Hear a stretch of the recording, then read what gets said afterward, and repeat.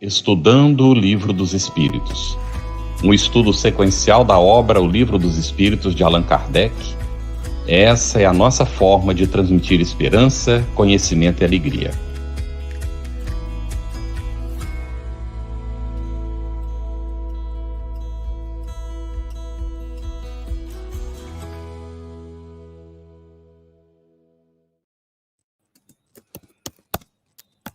Olá, saudações fraternas. Cris, pode fazer a abertura, por favor? Então, é com muita alegria, né, que nós cumprimentamos a todos. Mais uma segunda-feira juntos, nos debruçando sobre o Livro dos Espíritos. Hoje nós vamos continuar estudando a parte terceira. Agradecemos a vinda dos nossos convidados, Marta Antunes, vice-presidente da área de unificação da Federação Espírita Brasileira e coordenadora do projeto Evangelho Redivivo, e Cleiton Ramos Omido, trabalhador da área de espiritismo, do estudo do espiritismo da FEMS, Federação Espírita do Mato Grosso, onde coordena o estudo da Revista Espírita e facilitador do EJE, Ensino à Distância, no Centro Espírita Caminheiros de Jesus. Agradecimentos também aos nossos parceiros da transmissão simultânea, porque sem eles nós não estaríamos, sem vocês, amigos, nós não estaríamos nesse pool de divulgação da doutrina espírita. Carlos. Muito bem, saudações fraternas a todos, muito bem-vindos, Marta, Cleidson, Cris, uma satisfação dividirmos aqui essa responsabilidade e nosso agradecimento ao nosso pessoal técnico que sempre permite que a gente leve o nosso estudo ao ar. Hoje nós daremos continuidade à parte terceira das leis morais, como a Cris falou, capítulo 10, da Lei de Liberdade, Liberdade Natural, perguntas 825 a 828A. Vamos tratar aqui das questões também 825 a 828A e 829 a 832. Começamos com a liberdade natural, então, e vamos seguindo, Cris. Vou fazer a primeira pergunta para Marta, né? Marta, 825. Haverá no mundo posições em que o homem possa jactar-se de gozar de absoluta liberdade? Queridos amigos, antes de responder a pergunta, eu envio um abraço para todos vocês, internautas, que têm acompanhado este programa. É uma alegria muito grande estar aqui com vocês. Envio meu abraço carinhoso a todos e também aos amigos Carlos, a Cris e ao Cleiton. E também Iracema, outra amiga que está ao fundo na parte técnica. Essa pergunta 825 do Livro dos Espíritos, mesmo se ela fosse destinada a espíritos muito superiores, ou talvez especialmente a espíritos superiores, a resposta seria sempre não. Não há no mundo uma forma, um meio do que o homem possa gozar de liberdade absoluta. Não. Desde que existem duas pessoas, onde começa, onde termina a liberdade de um, começa a liberdade do outro. Então, mesmo que a gente não compreenda, mesmo que no nosso estágio de imperfeição moral a gente quer impor a vontade, a gente invade a liberdade do outro, não por uma lei natural, isso é uma lei natural, a lei de liberdade, não há no mundo, o homem não pode se vangloriar de gozar de liberdade absoluta. Por quê? E por que nós devemos respeitar a liberdade do outro? Porque nós precisamos aprender a nos respeitar, a respeitar-nos mutuamente, porque é dessa forma que a gente aprende a desenvolver uma convivência pacífica. Todos temos liberdade, mas o limite da nossa liberdade, repetindo, termina onde começa a liberdade do próximo. Muito bom, Marta. Próxima questão a gente vai fazer para o Cleidson, mas antes eu preciso fazer uma errata. Cleidson, Federação Espírita do Mato Grosso do Sul. Não é isso? Eu falei errado. Essas siglas me confundem, mas sempre que a gente tem a oportunidade de reencontrar corações amigos no CFN por acaso, né? Às vezes, os companheiros sempre me reprimendam. Mato Grosso do Sul. Eu costumo dizer Campo Grande do Amor. Para mim fica mais fácil. Mas, Cleidson, vamos seguir, então, após a resposta da Marta, vamos nos debruçar sobre a 826. E aí pergunta Kardec aos espíritos: em que condições poderia o homem gozar de absoluta liberdade? Antes de responder, Cris, dá uma boa noite ao Carlos, à Marta, né? E agradecendo o convite, sempre fraterno, que nos é dado, para a gente compartilhar desse estudo, desse momento de entendimento e crescimento para todos nós, né? Então a pergunta é: quem que pode gozar de absoluta liberdade? E a resposta é simples, né? Mas do eremita no deserto. Desde que você esteja sozinho, isolado, você faz o que você quiser, a hora que você quiser. Como a Marta disse, né? Quando juntam dois homens, há entre eles o direito recíproco que cumpre respeitar. Não mais, portanto, qualquer um deles goza de liberdade absoluta.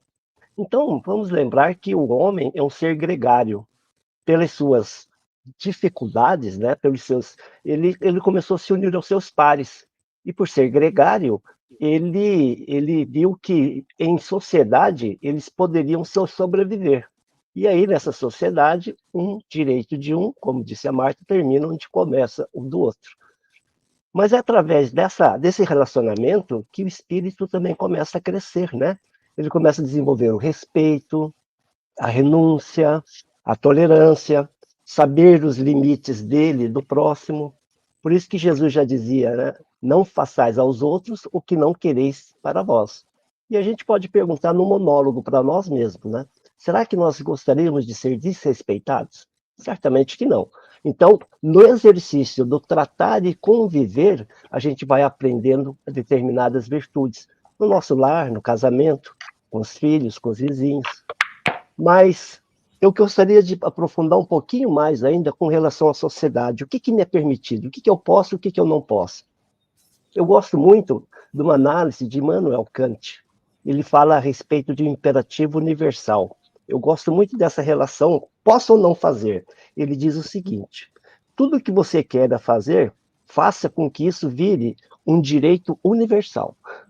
Todos devem fazer ao mesmo tempo. E aí você vai ver se isso é bom para a sociedade, se isso é bom para você, e se for, que quer dizer, a partir do momento que você está fazendo, isso vira uma lei universal, né? Então vamos pensar uma coisa muito comum. Às vezes as pessoas formam aquele famoso gato, né? Não sei se chama aí também, quando a pessoa altera o padrão para não pagar energia. Aí você fala: bom, se eu fizer, imagina, todo mundo tem o direito de fazer. Agora, se todo mundo tem o direito de fazer e todo mundo o fizer, virar uma lei universal, o que acontece? Ninguém tem. Então, são nessas pequenas posturas, nessas pequenas reflexões, é que a gente vê se nós estamos agindo com uma liberdade pertinente ou se nós estamos querendo apenas levar vantagem, né? Levar vantagem ou querendo ser melhor do que determinadas pessoas. E essa liberdade, ela pode ser também uma algema, né?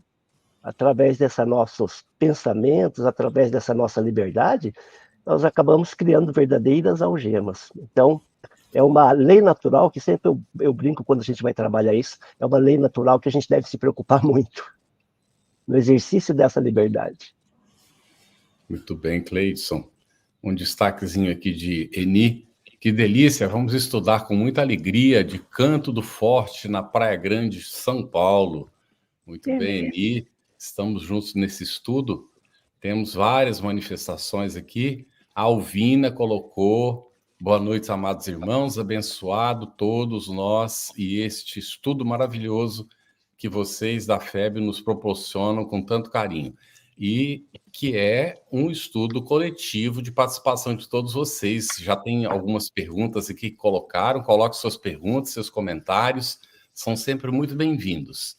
Marta, Questão 827 agora, nessa sequência maravilhosa que Allan Kardec faz sobre o assunto, ele pergunta: a obrigação de respeitar os direitos alheios tira o homem o de pertencer-se a si mesmo? Quer dizer, o homem perde a liberdade de se pertencer porque ele tem que respeitar o direito do outro? A resposta que os espíritos dão a Kardec é muito sábia e responde assim, de modo algum, pois é um direito que ele vem da natureza. O que significa isso? Faz parte da nossa constituição como espírito a gente respeitar os direitos alheios, quer dizer, é uma tendência natural do ser. E a gente observa isso mesmo na criança pequenininha ainda. Ela sabe, ela tem uma percepção de uma autoridade, da liberdade que ela pode exercer, ou que ela tem um limite para isso. Então, é algo natural. Agora, isso é uma coisa também que, ao longo da vida, a gente aprende.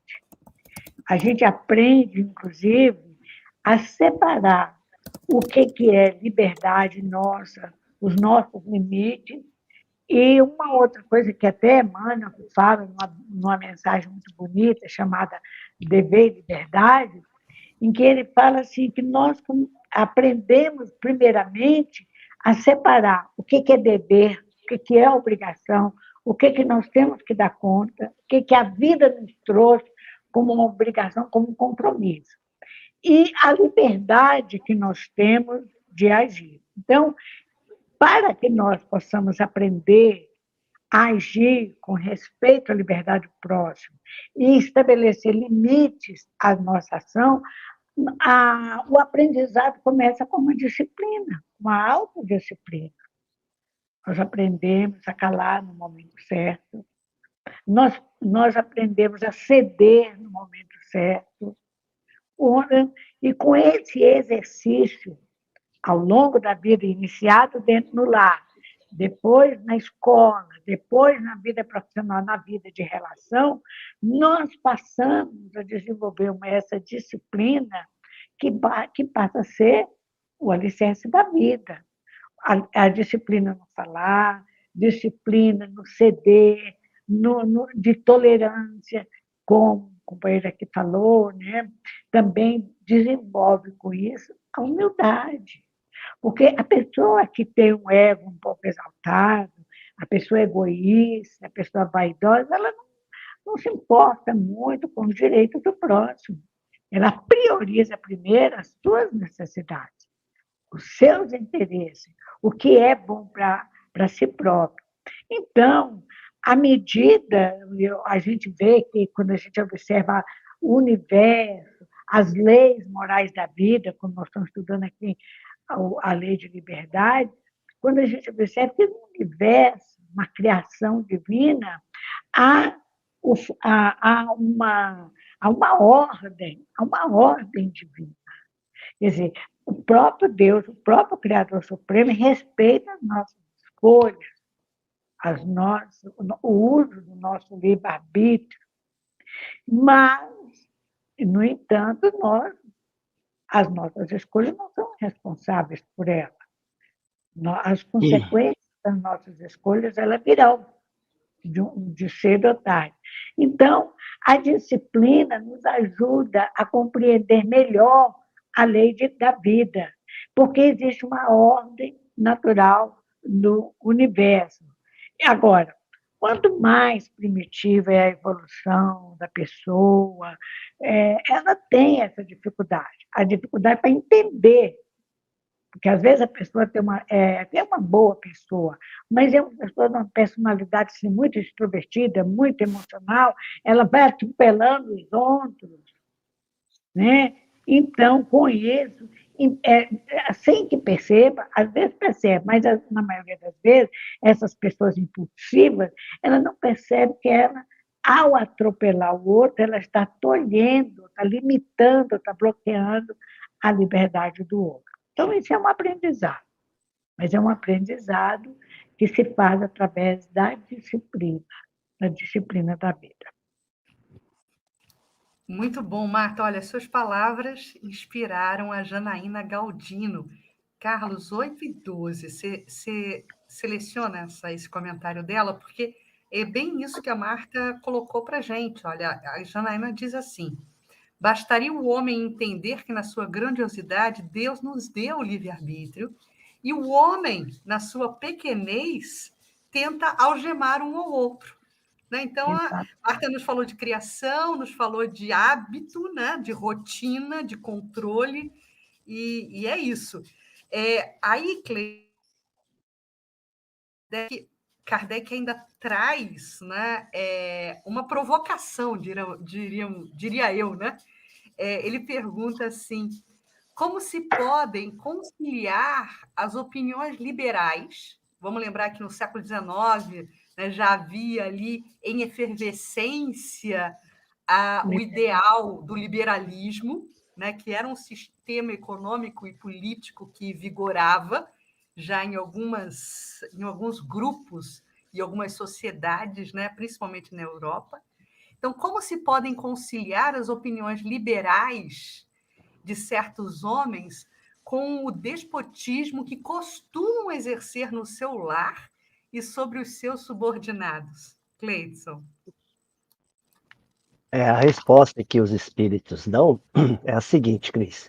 Eles têm a compreensão da lei natural, mas contrabalançada pelo orgulho e pelo egoísmo, quando não representam calculadamente uma comédia, sustentando princípios liberais, compreendem como as coisas devem ser, mas não as fazem assim.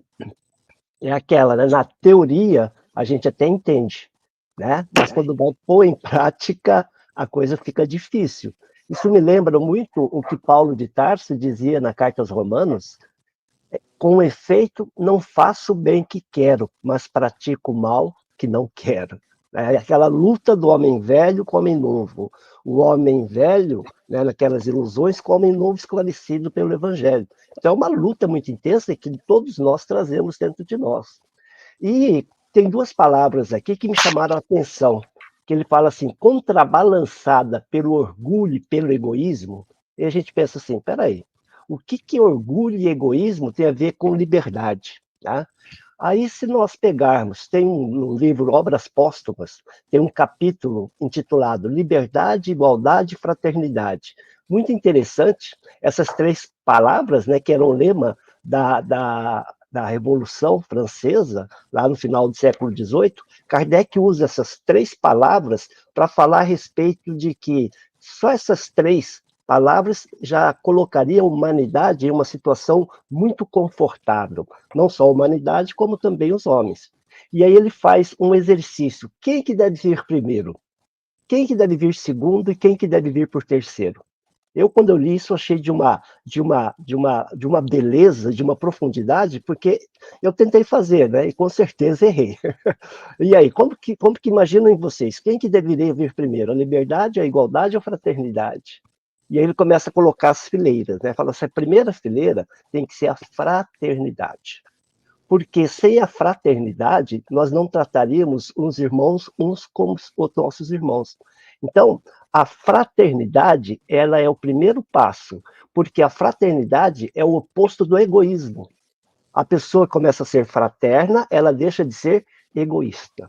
E aí, quando eu começo a tratar todo mundo com fraternidade, um tratando o outro como se fosse meu irmão, eu começo a ter a igualdade. Então, é a primeira e segunda fileira. Então, primeiro, diz Kardec, né, que vem a fraternidade, depois a igualdade. Por quê? Porque o orgulho é o contrário da igualdade. O orgulho me faz ser mais do que eu realmente achar que eu sou mais do que os outros. Então, quando eu começo a ter a igualdade, eu começo a trabalhar no meu orgulho. Então, por isso que o orgulho, né, e o egoísmo estão no pé, na base de toda essa construção dessa nossa humanidade. E aí Kardec fala o seguinte, que a liberdade ela é filha da fraternidade e da igualdade. Sem a fraternidade e sem a igualdade, nós não chegaremos na liberdade. Até porque, né, as pessoas, às vezes, não têm a escravidão hoje em dia, mas as pessoas são opressoras né, por causa de dinheiro, recursos, posições. Então, se eu não tiver igualdade e fraternidade, jamais nós teremos na sociedade a verdadeira liberdade. É um artigo que seria interessante todos lerem, está lá em Obras Póstumas, com esse título. E aí ele conclui falando o seguinte: mas, como o egoísmo, que quer tudo para si, e o orgulho, que incessantemente quer dominar, poderiam dar a mão à liberdade que os destronaria? Logo, o egoísmo e o orgulho são inimigos da liberdade, bem como da igualdade e da fraternidade. Então, ele leva a ideia de liberdade numa expressão máxima. Eu achei fantástico esse artigo. Desculpe, Carlos, só para a gente trazer a linha do tempo, né? É um artigo que em Obras Póstumas precede o texto das aristocracias. E no texto das aristocracias, Kardec vai tratar da sociedade perfeita, onde vai se exercer a verdadeira liderança, que é a liderança intelecto-moral. Então, é fantástico, né, essa didática, porque primeiro ele prepara todo o bastidor, né, das ideias para depois apresentar o cenário perfeito, né? Cris, você lembrou muito bem, né? Ele começa lá, aristocracia, os aristocratas, né? O poder na mão dos melhores, né? E aí ele começa a fazer historicamente, justificando por que foi, e no futuro, como é que vai ser essa nova sociedade. Realmente a culminância perfeita, bem lembrado.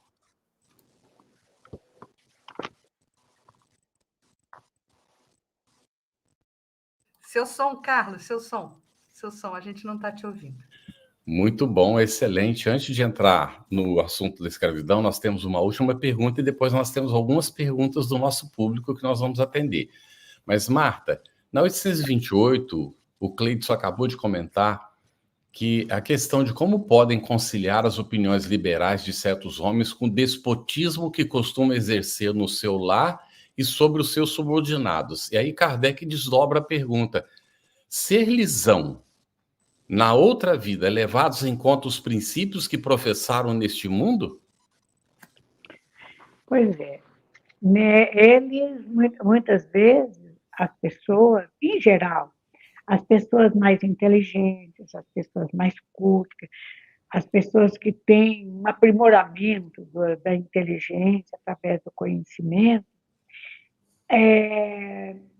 não é raro elas acharem que são melhores que os outros. Mesmo que não falhem, elas se julgam melhores que os outros. Então, impõem, seja dentro de casa, seja fora, ela impõe, até porque tem uma habilidade maior, uma habilidade mental, intelectiva maior, que pode, inclusive, fazer manipulação. Mas, muitas vezes, quer dizer, Kardec responde aqui que quanto mais os espíritos respondem a Kardec, que quanto mais inteligência tem o homem para compreender esse princípio, tanto menos desculpável será de não aplicar em si mesmo. Então, veja bem, ele tem conhecimento, foi-lhe dada na encarnação a oportunidade de aprender, de conhecer. Mas o homem moralmente ainda imperfeito, em vez de usar isso para crescer, para erguer voo, para ascender-se, utiliza isso para manobrar, para jogo de manobra, para manipular o outro, seja no aspecto ideológico, no aspecto político, e subjuga o outro. Às vezes ele coloca uma pessoa de castigo, não aprisiona no sentido físico, mas subjuga e torna a pessoa prisioneira, economicamente falando. Então, ideologicamente, e convence, porque tem uma habilidade natural, pelo conhecimento, de manipular. E, às vezes, manipula não só um ou dois indivíduos, às vezes manipula massas humanas, grandes populações. Então, e Kardec, os espíritos superiores nos falam aqui também na resposta, em verdade eu vos digo que o homem simples, quer dizer, aquele que não tem tão desenvolvida inteligência, porém sincero, está mais adiantado no caminho de Deus do que o outro que pretenda parecer o que não é. Quer dizer, é óbvio que a pessoa, voltamos àquela história, a semeadura é livre, a colheita é obrigatória, que na próxima vida ele vai colher, ou talvez ainda na mesma existência, vai colher aquilo que ele plantou. Para fechar essa questão, a gente vê pessoas que não teve oportunidade de muito estudo, mas é uma pessoa que tem um bom senso. Obviamente que ela traz essas experiências de outras existências, a gente sabe disso. Mas, às vezes, é uma pessoa que tem um bom senso inato, uma pessoa que reflete, uma pessoa simples e que, no entanto, diante até de uma ideia complexa, ela sempre age com maturidade, com ponderação. Então, veja a diferença. Um tem muito conhecimento e parte para o jogo da manipulação. O outro, que não tem tanto conhecimento, que não tem tanto aperfeiçoamento da inteligência, usa mais de bom senso e de maturidade. No livro Estude Vida e Viva, um livro muito bom, da editora FEB, foi psicografado por Chico Xavier e por Valdo Vieira, tem um capítulo lá que fala liberte você. Então, muitas vezes, esse livro é um livro muito interessante, porque ele faz um estudo conjunto de temas, os espíritos, né? André Luiz e Emmanuel, faz um estudo de temas do Evangelho segundo o Espiritismo e e questões do Livro dos Espíritos.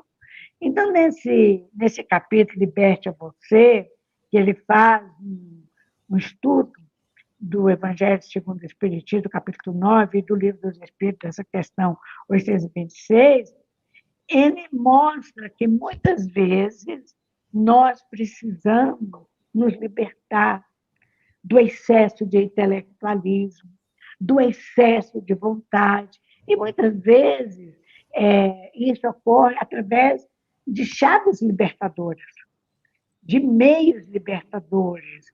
Então, é quando nós começamos a ter decepção, é como a gente começa a ser repudiado, ser rejeitado, que, como foi falado aqui pelo Cleide, o homem, biologicamente falando, biológico e espiritualmente falando, ele é um animal gregário. Nós somos gregários. Ou seja, nós desenvolvemos pela vida em sociedade, pela vida em grupo. O homem não se desenvolve isoladamente. Ele se desenvolve porque ele aplica o seu conhecimento, o seu aprendizado em grupo. Então, aos poucos, a mente que quer dominar, porque tem muito conhecimento, porque tem muito saber, porque tem posições sociais, etc. e tal, ela começa, por outro lado, a recolher aquilo como consequência das suas ações. Aí ela começa a ficar prisioneira do mal. Então, na próxima encarnação, ou ainda, né, vai responder pelos seus atos, né? Então, nesse sentido, quando nós começamos a ficar mais atentos à lei de amor e justiça e caridade, nós começamos a transformar a nossa vida. Nós começamos a desenvolver um entendimento melhor entre nós, seres humanos, em qualquer nível, em qualquer situação, em qualquer local. Inclusive nos momentos de sono, quando o nosso espírito entra em contato com o mundo espiritual.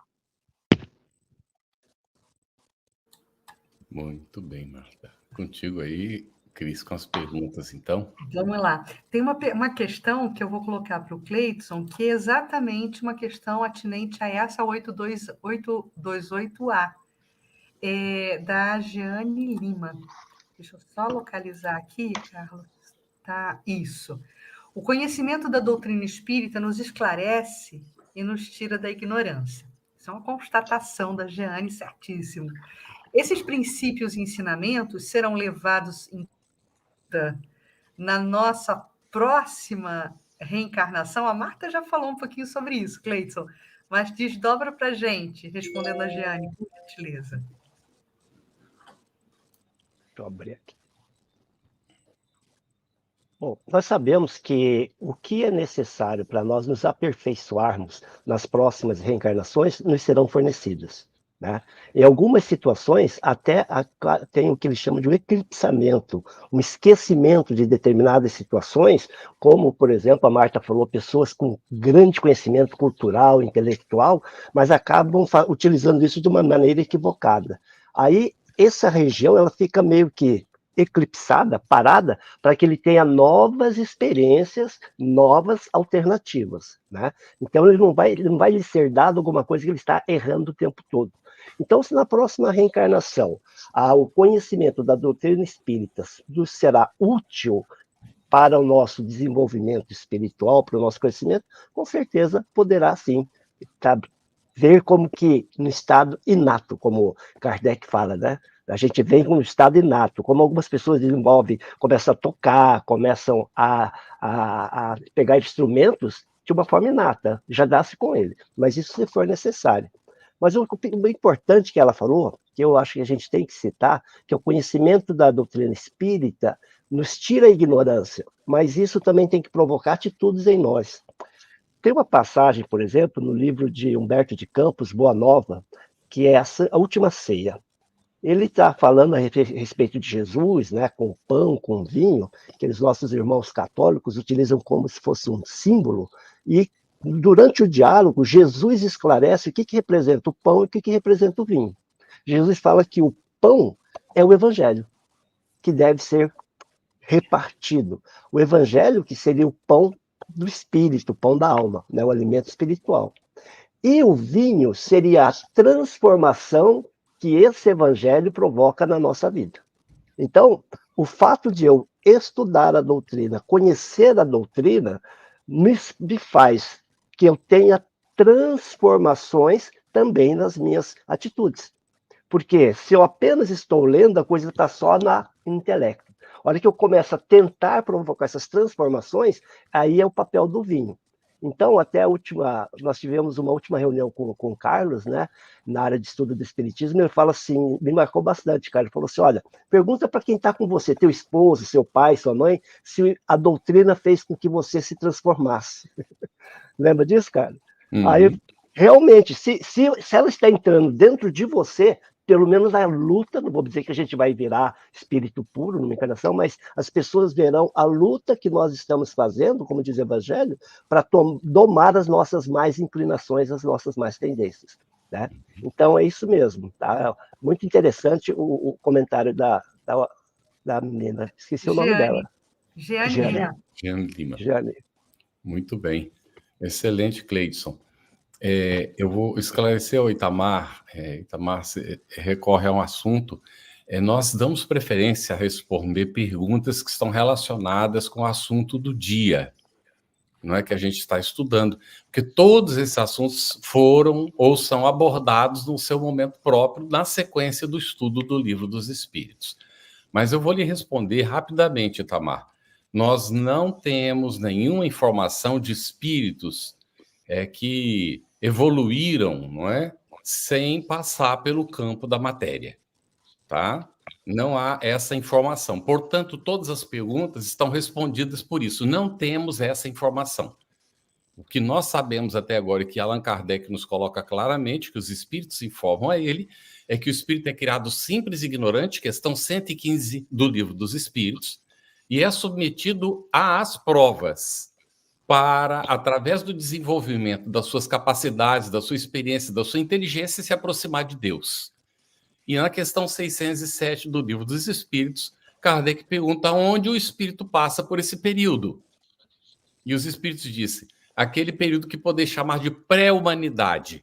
Antes de alcançar a condição humana, vai ter contato na matéria, naturalmente, porque nós nascemos no berço da matéria com o destino de nos libertar da matéria. Um resuminho, Itamar, eu já lhe pedi na outra semana que, por favor, se ligue a um grupo de estudo no Centro Espírita para conhecer desde o princípio Kardec e leia desde o início todas as orientações de Kardec, por gentileza. Então, nós temos, Marta, uma pergunta da Olga Batista de Souza, a pessoas que são escravas de seus vícios. Mesmo não prejudicando ninguém, essas pessoas responderão perante a lei de Deus? Com certeza, Olga, com certeza. Todos os nossos atos, bons ou negativos, nós estaremos respondendo perante a lei de Deus. Isso se trata do mecanismo da justiça divina, chamada lei de causa e efeito, e que nós falamos ontem, a semeadura é livre, a colheita é obrigatória.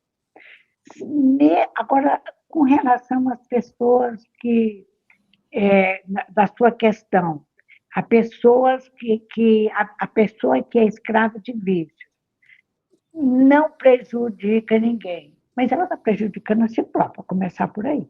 Está prejudicando a si própria. Porque a pessoa, como o Carlos falou, foi criada simples e ignorante, mas destinada à perfeição. Aliás, essa é a nossa herança divina. Isso aí. Nós, pelos nossos esforços, pelos nossos cuidados, nós ascenderemos a uma situação de plenitude espiritual. Então, veja bem, essa questão de dizer que a pessoa que tem vício, que ela não prejudica a ninguém, aparentemente. Porque sempre tem um pai, sempre tem um irmão, um amigo, alguém, um esposo, um filho, que sofre por aquilo. Quer dizer, mesmo que a pessoa fica na dela, mas ela está provocando o sofrimento do outro, ela está magoando o outro, porque ela está presa ao vício. E a pessoa foi criada para ser feliz. Nós fomos criados para ser felizes. Então, sim, ela vai responder perante Deus, perante a lei de Deus, como nós estamos respondendo cotidianamente pelos nossos atos perante a lei de Deus. Muito bom, Marta. Tem uma questão aqui da Rua Arruda, né? Quando a Marta nos fala da manipulação, de forma muito bem lembrada, a Rô, eu acho que se inspirou também para fazer essa indagação dela. Cleidson, e o que se pode dizer, que ela apropriou um exemplo, né? E o que se pode dizer aqueles a que preferem abrir mão de suas escolhas e se deixar levar pela decisão e imposição do outro para acomodar-se e não se responsabilizar?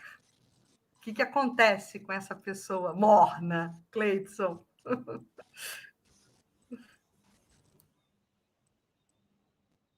Deixa eu abrir aqui. Você veio bem o termo, né? A pessoa morna. É o seguinte, quando nós viemos na nossa vida, nós começamos a tomar escolhas, fazer escolhas. Nós somos o que somos hoje, que é a soma das escolhas que fizemos anteriormente. E seremos no futuro a soma das escolhas que estamos fazendo agora. Todos nós somos as somas das nossas escolhas. A hora que eu deixo uma pessoa fazer as escolhas por mim, eu estou deixando de vivenciar determinadas experiências. Eu estou deixando de colocar a minha posição e deixando de colocar a minha ideia a respeito daquele tema ou a respeito daquele conceito. Tá? Então, sempre temos que ter o diálogo, não a discussão.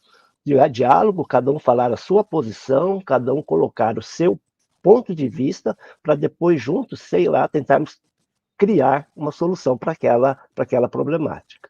A hora que eu começo a deixar de tomar as minhas opções, deixar que o outro tome, eu estou quase que deixando o meu destino na vida de outra pessoa. Então, a gente tem que tomar muito cuidado, porque no relacionamento, principalmente em casa, com o filho, com os pais, com o esposo, com a esposa, é onde nós temos os maiores desafios. É ali que nós vamos ter realmente as maiores vivências.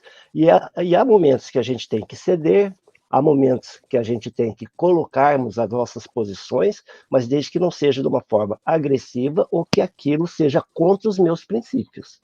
Tá? Porque se eu começar a aceitar aquelas coisas contra os meus princípios só para abrandar a coisa, eu estou sendo morno. Lá no Apocalipse, né, diz que o morno será jogado, será lançado.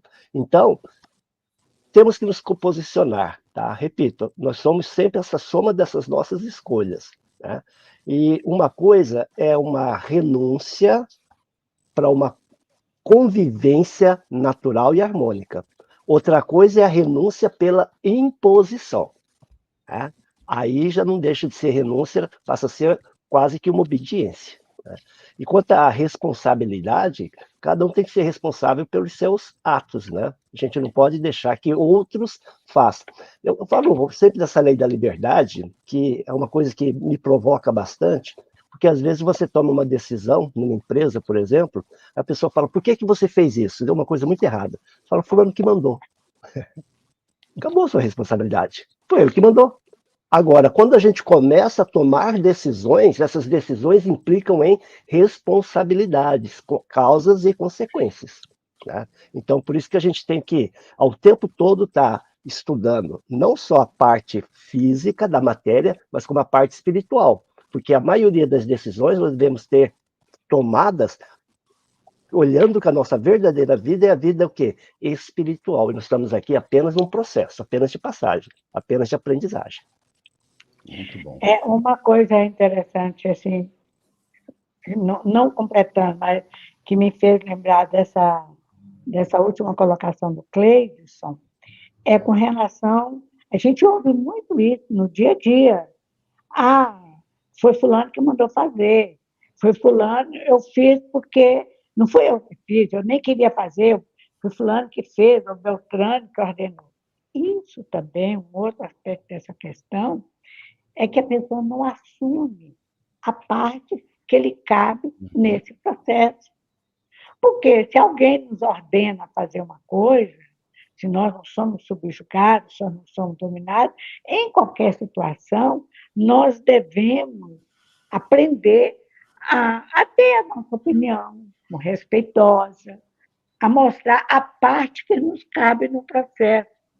Aliás, é uma situação que me fez lembrar também, me reporta uma passagem de Paulo, uma epístola aos Gálatas, aos Colossenses, em que ele fala assim, tende cuidado para que ninguém vos faça presa sua, por meio de filosofias e vãs sutilezas, segundo a tradição dos homens, conforme os rudimentos do mundo e não segundo ao Cristo.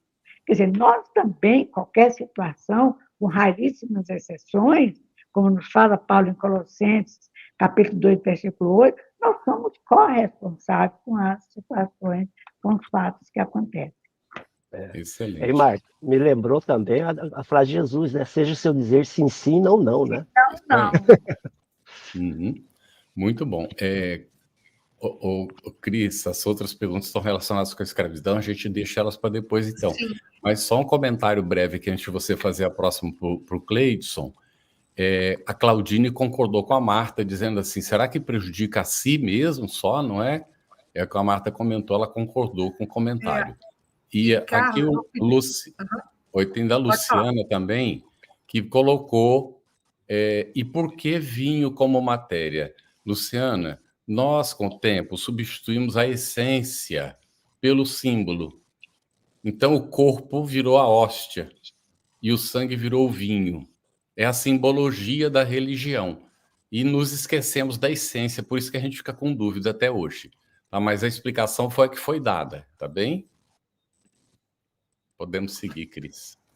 Vamos seguir. Então, vamos seguir aqui com o roteiro, e agora a gente vai entrar na temática da escravidão, intrinsecamente ligada com a nossa visão, né, e o nosso estudo em relação à liberdade.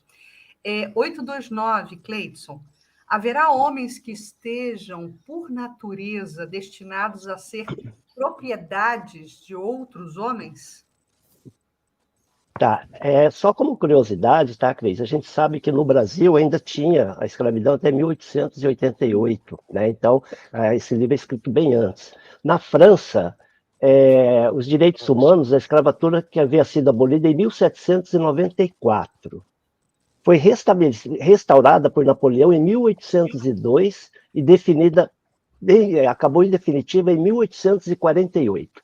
Então, quando Kardec escreve essa parte de escravidão, com certeza ele estava escrevendo como uma opinião, né, um parecer da doutrina espírita com relação a essa prática que ainda existia em outros lugares, em outros países. A resposta que os espíritos deram, ela é bem sucinta. Ó, é contrária à lei de Deus toda sujeição absoluta de um homem a outro homem. A escravidão é um abuso da força. Desaparece com o progresso, como gradativamente desaparecerão todos os abusos. E aí tem um comentário de Allan Kardec, a resposta, ele diz assim, é contrária à natureza, a lei humana, que consagra a escravidão, pois se assemelha o homem ao irracional e o degrada física e moralmente. Então, nós sabemos que tivemos essa escravidão de homens escravizando homens, mas também nós temos a escravidão, como já se falou, dos vícios, né?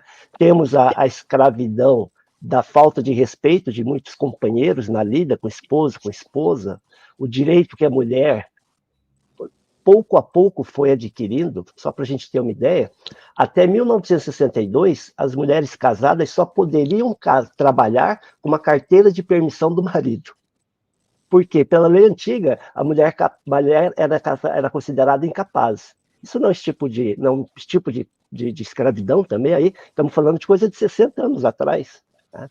E Kardec deixa muito clara a preocupação dele, que isso acontecia na França, quando ele fala no artigo de abril de 1868, na Revista Espírita, ele fala assim, ó, considerando-se que os mesmos espíritos podem encarnar-se tanto como homens quanto como mulheres, disso resulta que o homem que escraviza a mulher poderá ser escravizado por sua vez, que assim, trabalhando pela emancipação das mulheres, os homens trabalham pela emancipação geral e, por consequência, em proveito próprio. Olha só a esperteza. Fala assim, olha, se o homem vem como homem, como mulher, né, se ele trabalhar para a emancipação da mulher agora, ele está trabalhando até em benefício próprio. Tá? Revista Espírita, gente, de 1868. E depois também na Livra Gênese também, Kardec traz uma contribuição para acabar, ou pelo menos refletir a respeito da escravidão. Está lá na Gênese, capítulo 1, item 36. Com a reencarnação, desaparecem os preconceitos de raças, de castas, pois o mesmo espírito pode tornar a nascer rico, pobre, capitalista ou proletariado, chefe ou subordinado, livre ou escravo, homem ou mulher. De todos os argumentos invocados contra a injustiça da servidão e da escravidão, contra a sujeição da mulher à lei do mais forte, nenhum há que prime, em lógica, o fato material da reencarnação. Então, a pessoa consciente da reencarnação, né, que ela pode ver um corpo masculino, corpo feminino, raça A, raça B ou raça D, joga por terra todo o preconceito. Não faz sentido, porque hoje eu estou numa raça, amanhã eu vou estar em outra. Hoje eu estou num século, amanhã eu vou estar em um sexo, amanhã eu vou estar em outro sexo.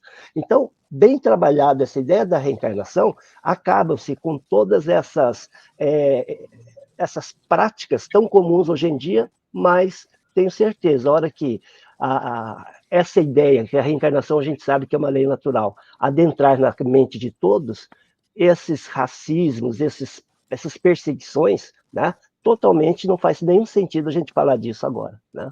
A hora que a gente compreende isso. Bem, Cleidson. Ana Lúcia Brolo, nós não pulamos a sua pergunta. Nós preferimos, né, faz parte do estudo, primeiro atender as perguntas do Livro dos Espíritos sobre o assunto e depois responder as perguntas dos internautas. A sua pergunta está na fila e será atendida no momento próprio, está bem?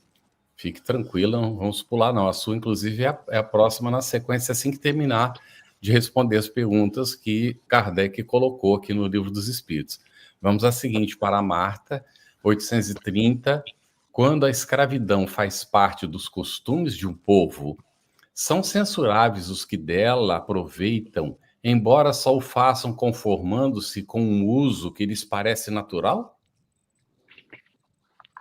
Como diz aqui os espíritos da codificação, o mal é sempre mal, né? E nenhum dos vossos sofismas fará que uma má ação se torne boa.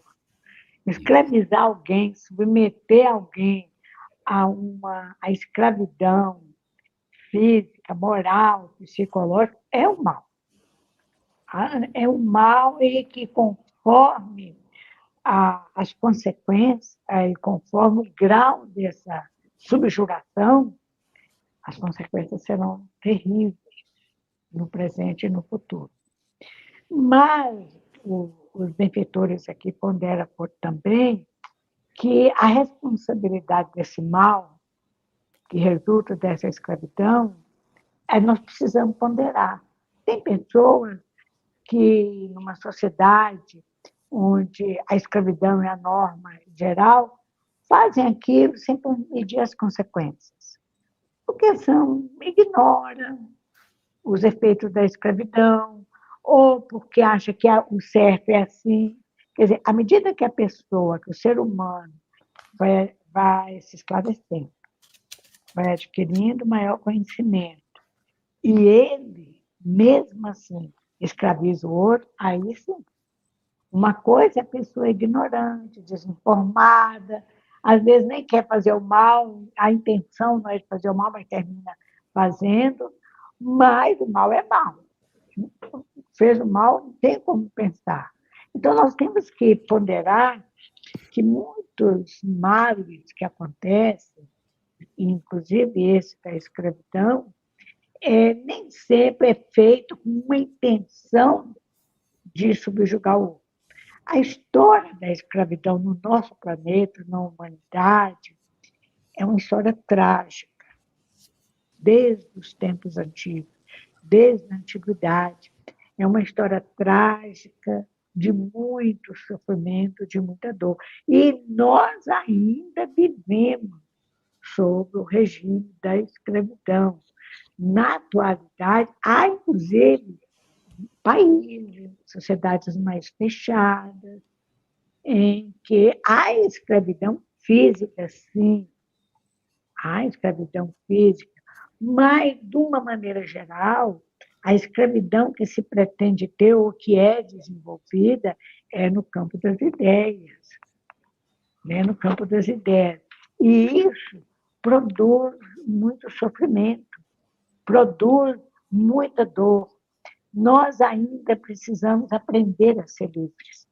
Estamos matriculados na escola da vida para sermos livres, mas é para que nós possamos chegar a esse ponto de evolução, nós temos que desenvolver virtudes, sobretudo o orgulho, combater, sobretudo, o orgulho, a vaidade, ser mais humildes, aprender a ver o outro, não como um instrumento nosso, como uma propriedade nossa.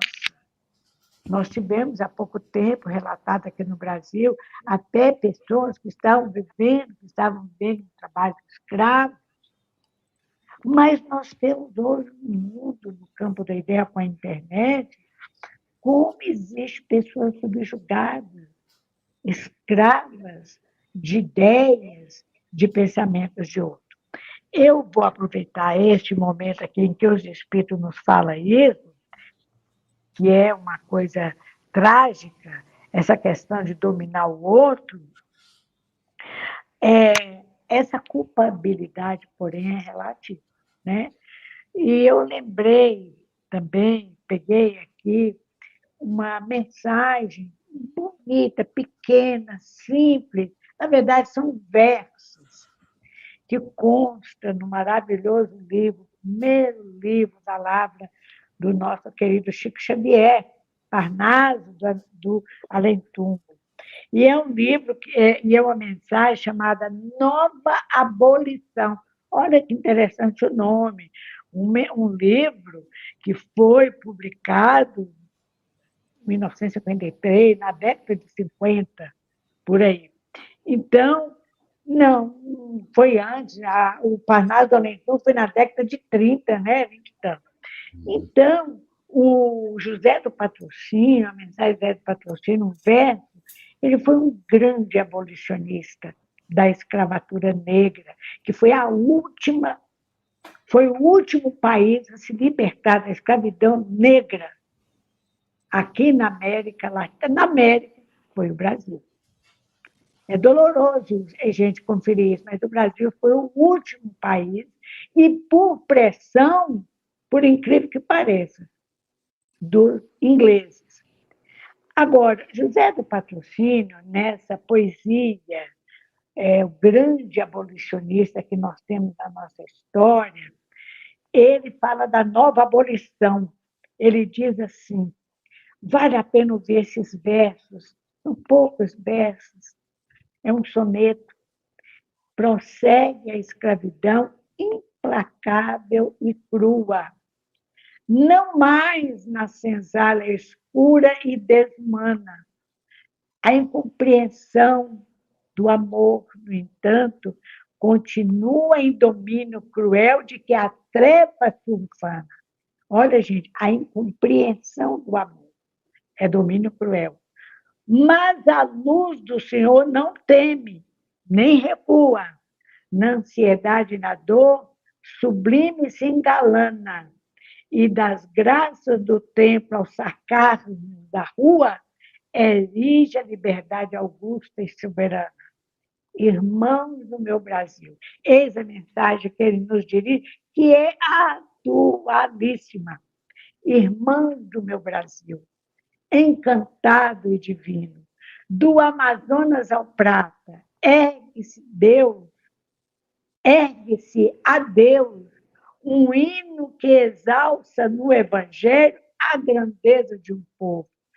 Fustiguemos o mal, combatendo a descrença, descortinando, além da noite que adensa, a alvorada feliz de um mundo livre e novo. Olha que coisa linda, e tão atual. E hoje vivemos subjugados por essa escravidão, que ele fala aqui, a escravidão da falta do amor pelo próximo.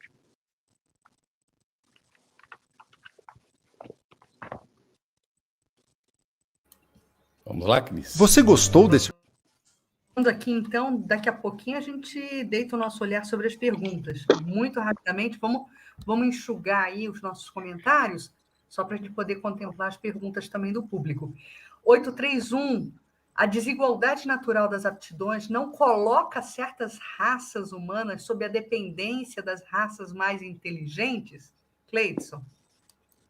A resposta foi a seguinte, Cris. Sim, mas para estas, sim, mas para que estas se elevem, não para embrutecê-las ainda mais pela escravidão.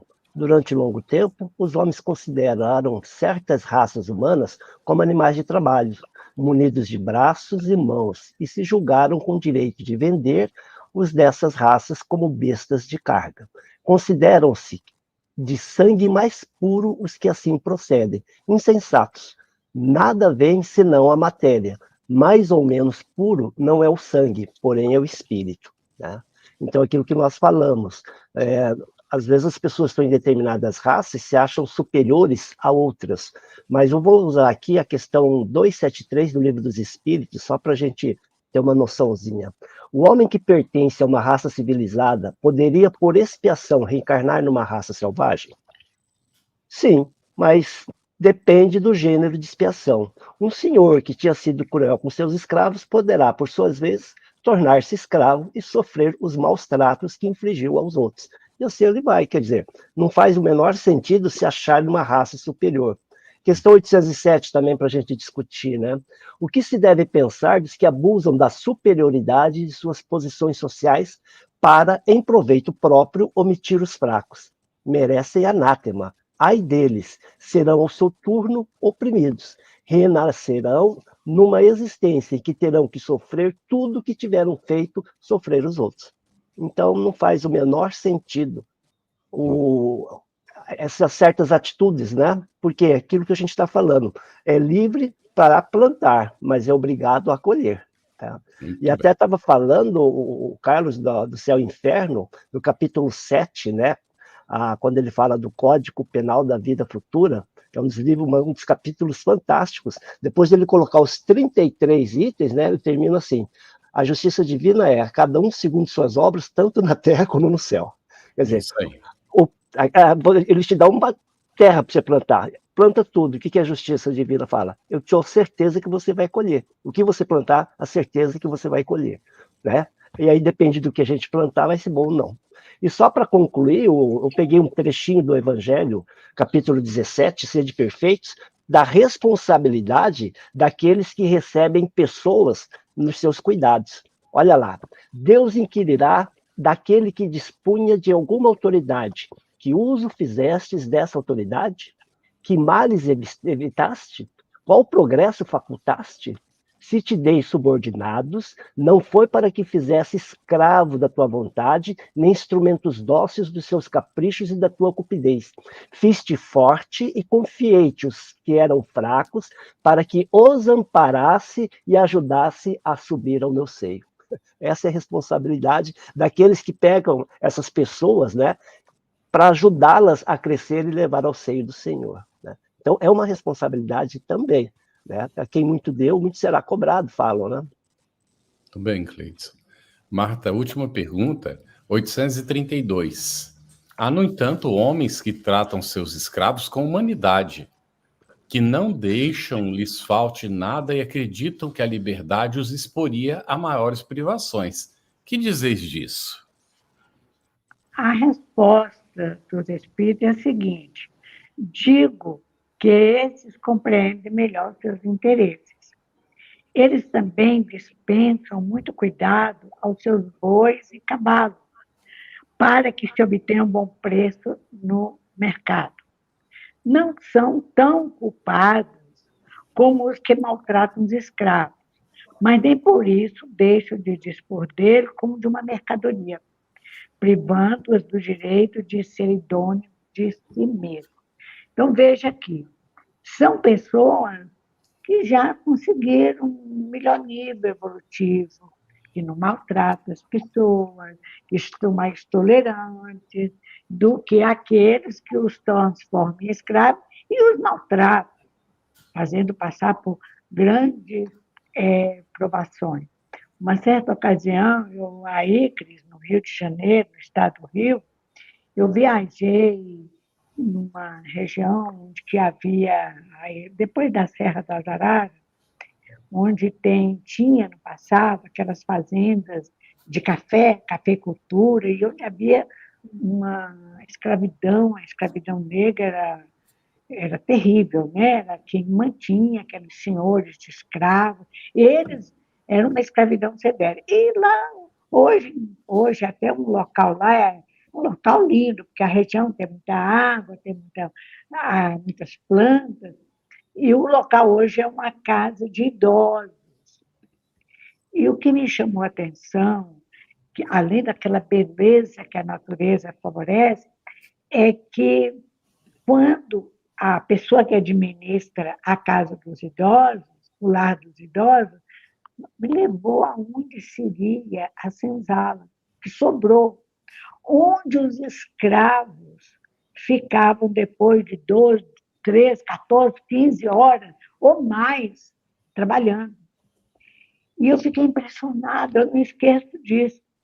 E nessa fazenda, que ainda hoje tem um pedaço, foi que a Ivone esteve lá também e foi inspirada a escrever a tragédia de Santa Maria, que vale a pena ler esse livro. Pois bem, eu fiquei impressionada do que sobrou da senzala. Ela falou assim, eu deixo isso para que as pessoas vejam como esses nossos irmãos sofreram. Então, era um chão, não tinha cama, não tinha nada disso. Na hora que eles iam dormir, eles eram algemados na parede. As pessoas dormiam sentadas no chão, também que o Rio de Janeiro sempre foi mais quentinho, algemados, porque muitos daqueles escravos desesperados ou se matavam ou fugiam. Então, essa questão aqui é uma questão que, como os espíritos falam, que essas pessoas que tratam bem, que não precisam algemar, que dá alimentação, que não explora tanto, mas veja a segunda parte da resposta. Ele fala que essas pessoas também, a maioria, trata muito bem, alimenta muito bem os seus bois, os seus animais, os seus cavalos, para que tenha um bom preço no mercado. Quer dizer, na verdade, a resposta nos dá a entender que esse tratamento não é um tratamento no sentido porque gosta daquelas pessoas, porque consideram aquelas pessoas como um ser humano igual, mas porque aquelas pessoas sendo bem tratadas, elas produzirão mais. Quer dizer, é uma questão de comércio. Isso é muito triste quando a gente vê isso aqui. E os Espíritos falam com toda clareza. Eles não são culpados porque não maltratam, mas vão responder pelos esses interesses secundários, porque não há amor, não há amizade, não há nada, né? Quer dizer, as pessoas...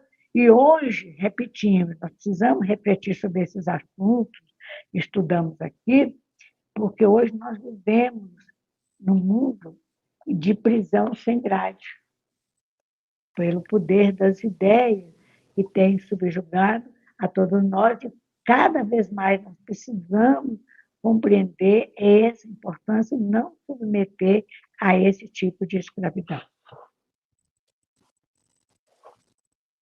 Agora, se virar nos 30 para responder, para dar tempo de atender as perguntas todas do público. Não é, Cris? Contigo aí. Tem que ser ping-pong, ping-pong. Eu vou, na verdade, só referenciar algumas questões, porque a partir das explanações do Cleidson e da Marta, algumas questões que estão aqui favoritadas, Sim. Elas já foram respondidas. Então, Sim. por exemplo, como poder... A própria Ana Lúcia Brolho, né, que nos pergunta como podemos entender a liberdade praticada através de ações e atitudes sem palavras que afrontam os direitos dos demais. Eu me lembro que a Marta, quando se colocou, logo no início, na abertura, falando sobre liberdade, ela nos falou, a liberdade ela é sempre... o cerceamento da liberdade ele é sempre condenável, utilizando-se ou não de palavras. Né? A atitude também pode cercear a liberdade, e isso também é condenável aos olhos da justiça divina. Então, acredito que já esteja respondido, Ana Lúcia. O Silvio, ele fala de submissão no chat, e depois ele complementa a questão dele, falando que ele está se referenciando a um processo obsessivo. Como podemos considerar uma escravidão, né? E aí a gente pode certamente ratificar que sim, é uma escravidão, mas no que tangencia o processo obsessivo, seria interessante a gente se debruçar também um pouco mais ao detalhamento que Kardec vai fazer desses conluios mentais no livro dos médiuns. Então, eu recomendo ao Silvio que leia, né, a parte que vai tratar das obsessões no livro dos médiuns. Não é isso? Marta ou Cleidson querem comentar alguma coisa nesse sentido? Ou a gente segue aqui? Eu só diria que nos processos obsessivos, a indicação do livro dos médiuns é muito boa, muito atual, mas nos processos obsessivos a gente tem de compreender que a pessoa subjugada, chamada obsediado, né? E a pessoa que domina o obsessor, nós temos que sair desse conceito de vítima. Por quê? Há uma ligação entre ambos. É diferente quando alguém subjuga o outro por interesse econômico, etc, etc.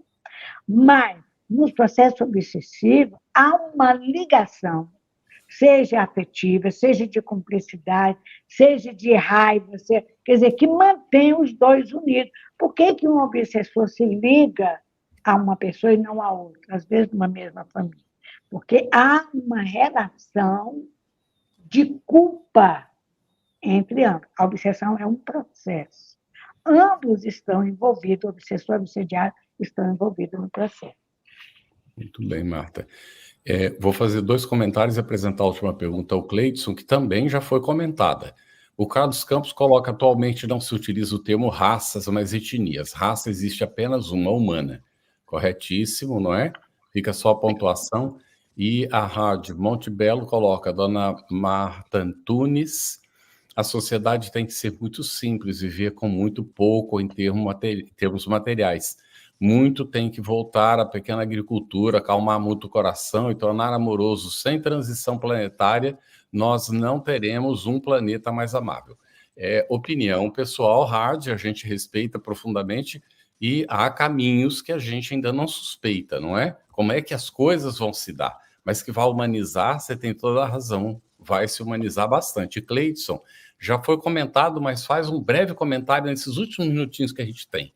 Ana Lúcia Lessa, a escravidão moderna faz o ser estagnar no processo evolutivo? A Marta até já comentou também sobre o assunto.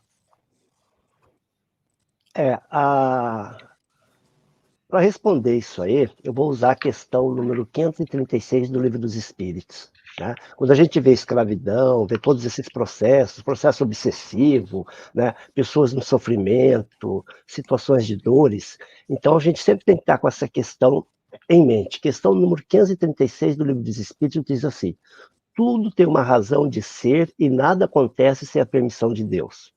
Então, se está tendo um processo, se existe uma relação na pessoa que está participando desse processo. Isso ela pode ter um crescimento desde que ela entenda o porquê e não busque a revolta. Porque tem lá no capítulo 5 do Evangelho segundo o Espiritismo, o bem e o mal sofrer. Não adianta estar sofrendo um processo sem eu perguntar, sem eu ver o seguinte: o que o plano espiritual quer de mim nessa jornada que eu estou passando? E Delfina de Girardin vai dizer no final, dizer o seguinte: o processo que eu estou passando não conta, o que conta é a resposta que eu dou nele. Eu vou saber se eu estava feliz ou não quando eu chegar no plano espiritual. Lá é que eu vou saber se a resposta que eu dei para aquele problema foi boa ou não. Lá que eu vou saber se eu estava sendo feliz ou infeliz naquele processo de depuração. Então, quando nós estamos passando por alguns processos, e hoje a gente sabe que tem ainda processos de escravidão física, escravidão de vício, a gente tem que parar a pensar. Tudo tem uma razão de ser. Agora, o que a espiritualidade quer de mim? O que o meu mentor espiritual, que a gente pouco fala dele, porque se a gente está passando, ele está do nosso lado, né? O que o nosso mentor espiritual pode falar, pode nos auxiliar, por exemplo, quando a gente dorme. Ir lá conversar com ele. Agora, como é que eu estou indo dormir? Qual é o processo? Eu estou em vibração de ser recebido por esses senhores? Então, tudo tem uma razão de ser, e é claro que vai acabar quando acabar esses processos de resgate. Mas ainda vamos passar por muito processo. Não é assim, de ver a regeneração 100% positivo, não. É um processo, né? Simplesmente o bem vai começar a ganhar do mal, mas ainda vai ter o mal. Meu amigo Cleidson, só para a gente encerrar, eu ousaria dizer que enquanto houver a vigência sobre a face da terra da intolerância, nós não nos livraremos da escravidão. Porque existem palavras que caminham juntas. Intolerância ainda é um tema, ainda é uma pauta que precisamos trabalhar, né, para ver erradicado do planeta a questão da escravidão. Meus amigos, muito grata. Carlos, prazer renovado estar aqui com você. A gratidão imensa à querida Marta, ao Cleidson, amigo da Federativa do Mato Grosso do Sul. E a gente encerra, né? Por hoje é só, pessoal, mas na próxima semana, no próximo encontro, nós seguiremos no estudo da parte terceira da obra, o Livro dos Espíritos das Leis Morais, capítulo 10º. Vamos continuar tratando, né, da lei de liberdade. Vamos falar sobre a liberdade de pensar, perguntas 883 a 834, e liberdade de consciência, perguntas 835 a 842. Até semana que vem, esperamos por você, hein?